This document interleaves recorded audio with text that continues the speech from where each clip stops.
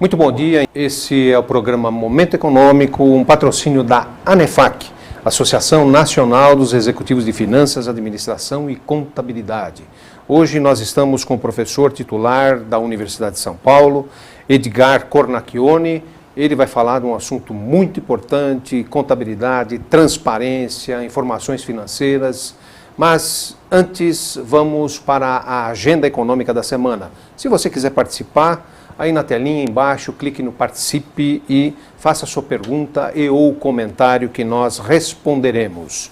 O índice Ibovespa terminou na sexta-feira com 47.153 pontos.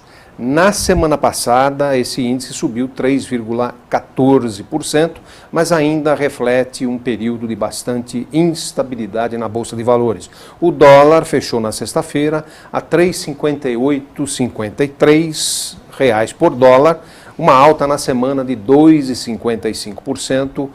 Provavelmente essa volatilidade vai continuar nessa semana, começando hoje, 31 de agosto. Na quarta-feira teremos mais uma decisão sobre a Selic e em função da economia que está passando um momento muito ruim, a maioria dos economistas entendem que esse índice deverá ser mantido, a Selic, a 14,25%. Vamos esperar para ver. Sairão na semana dados da atividade industrial. Esperamos um resultado próximo da estabilidade para esse mês de agosto. No entanto, em comparação com o ano passado, espera-se um recuo da ordem de 6%. Só uma correção, os dados não são de agosto, são de julho. Nos Estados Unidos sairão os dados do emprego do mês de agosto. Um resultado forte na criação de empregos, somado ao bom crescimento da economia, dados esses que saíram na semana passada, vai pressionar ainda mais o aumento dos juros naquele país. Na China, sairá a revisão dos dados da indústria, o índice que mexeu bastante no mercado a semana passada. Na área do euro, vai acontecer a reunião de política monetária do Banco Central Europeu. Acabou de sair a pesquisa Focus, praticamente os números são os mesmos da semana passada, inflação 2015, o IPCA semana passada estava projetando uma inflação de 9,29%, agora 9,28%. PIB do ano de 2015 caiu um pouco mais. Era um decréscimo de 2,06, agora o decréscimo é de 2,26. A Selic, o mercado continua projetando os 14,25 para o final do ano. Balança comercial, os mesmos 8 bilhões positivos estão sendo previstos, semana passada e esta semana. Investimentos estrangeiros 2015 mantém o número de 65 bilhões de dólares de entrada. Câmbio, final do ano de 2015, manteve a pesquisa Focus, a cotação da semana passada, fechando o ano, é a projeção, R$ 3,50 por dólar. Há um quadro que eu pediria para a técnica colocar no ar. Esse quadro hoje já está vencido, né? Porque a gente sabe que o governo no final de semana desistiu da CPMF. Mas eu quis manter o quadro pelo seguinte, nesses praticamente 14 anos que nós tivemos a CPMF, de 1993 até 2007, foram arrecadados de CPMF mais ou menos 230 bilhões de reais. O governo já, em 6 meses, por 2 vezes insistiu com a CPMF, desistiu novamente, mas eu acho que ele vai voltar à carga com algum outro imposto, ou mesmo a CPMF, porque ele deve encaminhar hoje ao Congresso o orçamento de 2016 com um rombo. É inacreditável, mas o orçamento precisa fechar. Chama a atenção dessa semana a carga tributária. A nossa população, em sua maioria de assalariados, tem sofrido bastante com a inflação. Lembro aqui que a meta para a inflação no Brasil é 4,5%, essa é a meta. E nós estamos rodando aí ao redor de 10%. Não bastasse o tamanho da nossa carga tributária, que deve chegar a 38% do PIB em 2015, com uma arrecadação estimada em impostos da ordem de 2 trilhões de reais. Nós temos uma burocracia bastante grande E tudo isso contribuindo fortemente para que não haja ou diminua muito os investimentos que poderiam ser bem maiores e a geração de emprego.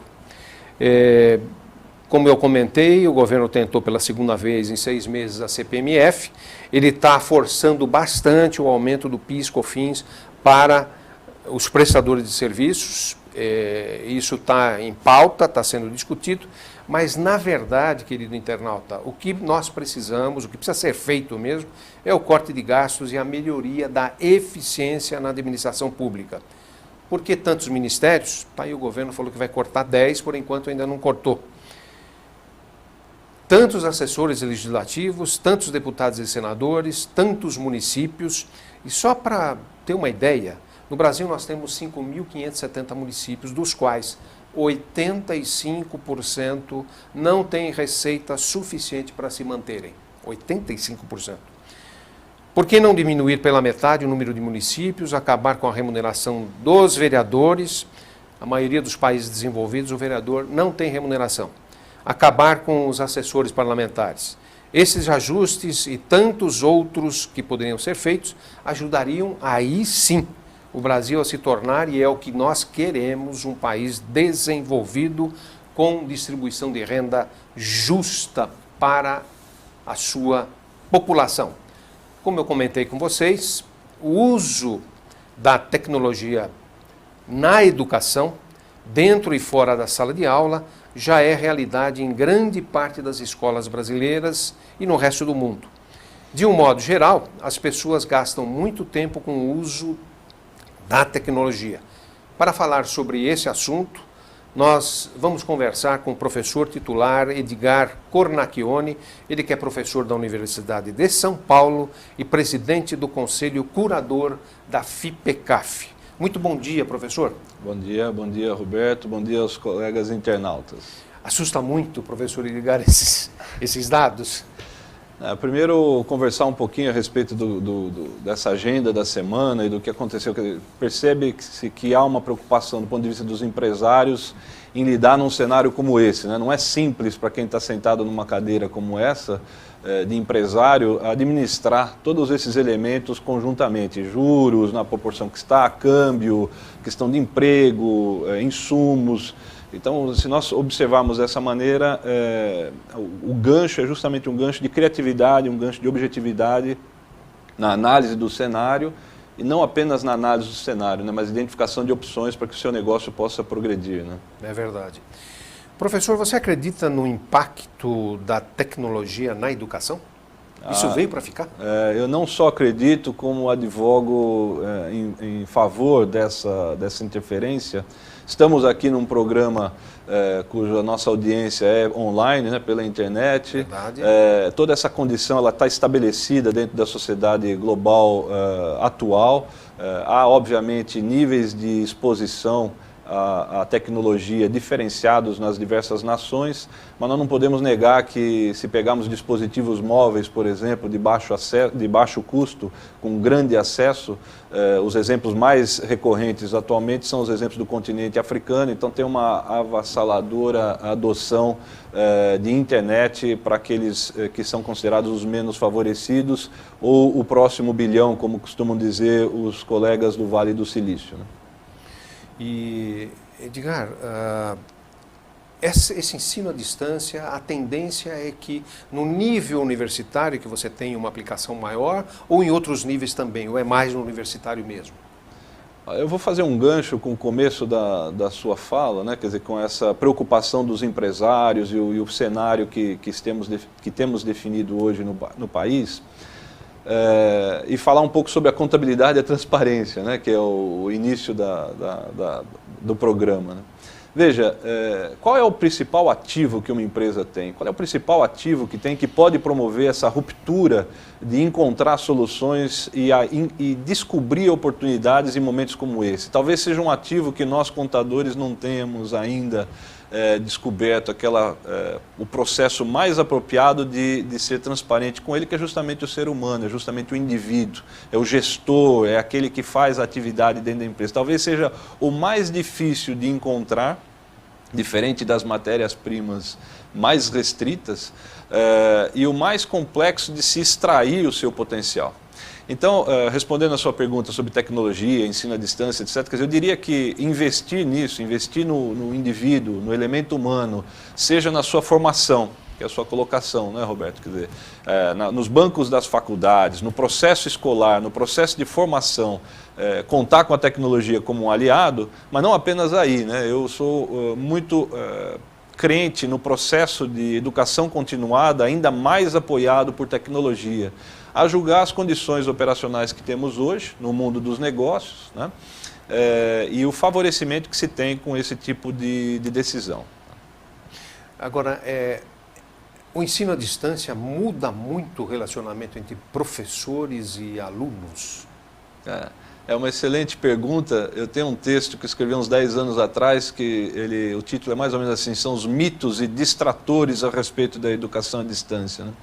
E o que eu gostaria de chamar a atenção nessa oportunidade do seu programa é que a educação à distância não cria horas no relógio. E eu quero dizer um pouquinho sobre isso. Às vezes, o profissional ou o estudante que está apertado com o seu tempo, já tem a sua agenda cheia, etc., ele pensa que, ao fazer um curso à distância, ele vai conseguir criar horas no seu relógio. Então, eu começo dizendo o seguinte, quer dizer, a educação à distância, antes de ser qualificada como à distância, ela é educação. Ela exige um processo de dedicação, seja do professor, seja do estudante, exige um consumo de recursos, dentre os recursos, o tempo. Então, não dá para a gente imaginar que a educação à distância vai fazer essa mágica de criar horas no relógio. Porém, o que faz é conseguir que processos educacionais sejam bem estabelecidos do ponto de vista de levar ao interessado, em particular, algo que lhe seja mais relevante naquele momento. Então, tomemos na área de contabilidade. Eu estou precisando de um desenvolvimento, vamos imaginar assim, numa determinada área, seja em contabilidade financeira, contabilidade gerencial, ou um detalhe mais específico que a minha organização está passando. Eu posso sim conseguir obter acesso de forma compartilhada e um acesso conduzido apropriadamente por uma equipe docente que me atenda particularmente dentro das minhas necessidades. Então esse é o principal diferencial da educação à distância para a educação, vamos chamar assim, tradicional, que é o desenho instrucional daquele processo educacional ser feito pensando no estudante como centro das atenções, no processo de aprendizagem.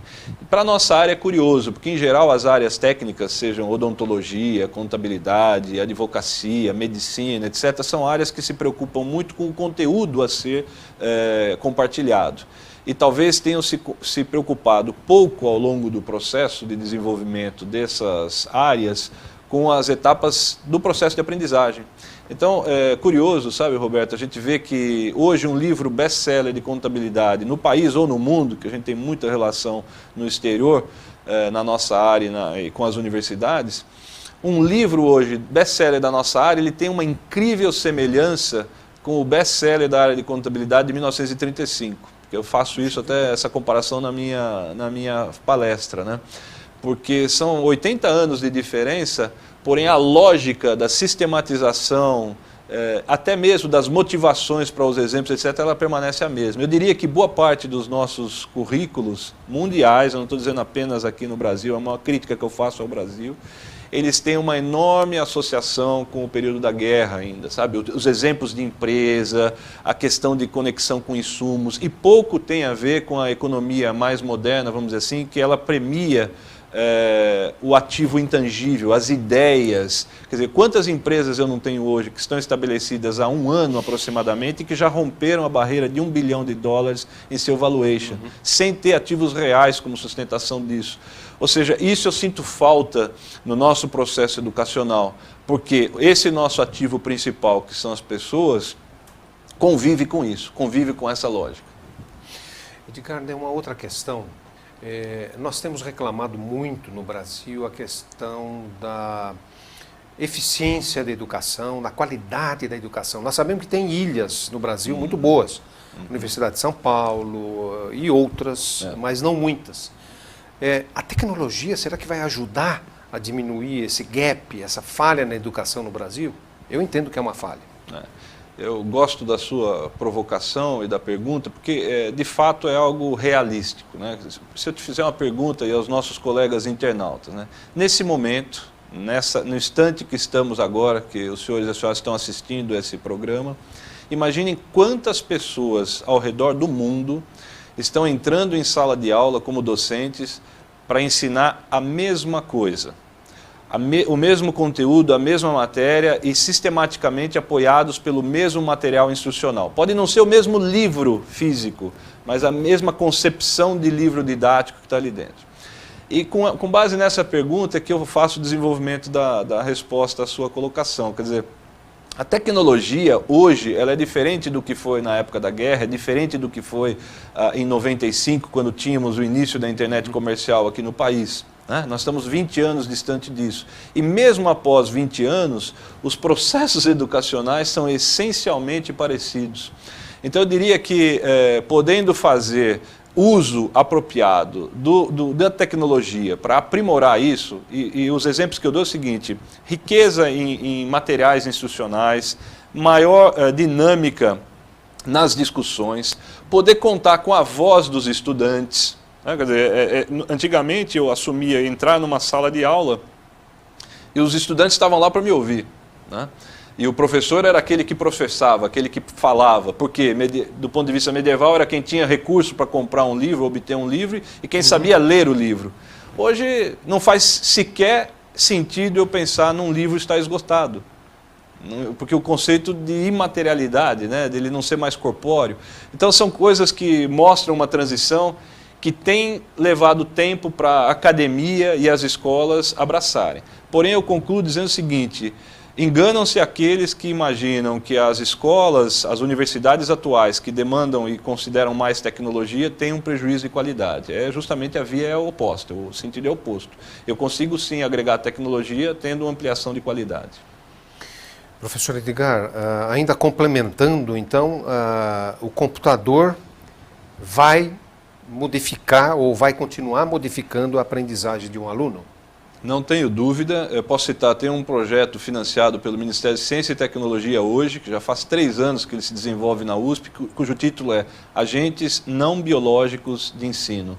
Quer dizer, eu tenho espaço para que o professor faça aquilo que só um ser humano hoje é capaz de fazer, para estimular a mente de alguns indivíduos. Porém, tem outras atividades dentro de um processo educacional e de formação que o computador faz muito melhor do que o estudante. Há artigos científicos que mostram, na nossa área de contabilidade, que ensinar contabilidade com um sistema de inteligência artificial dá melhores resultados do que ensinar contabilidade no processo tradicional que você e eu aprendemos. Professor, eu tenho que pedir licença ao professor e a vocês internautas. Nós vamos a um breve intervalo e já voltamos.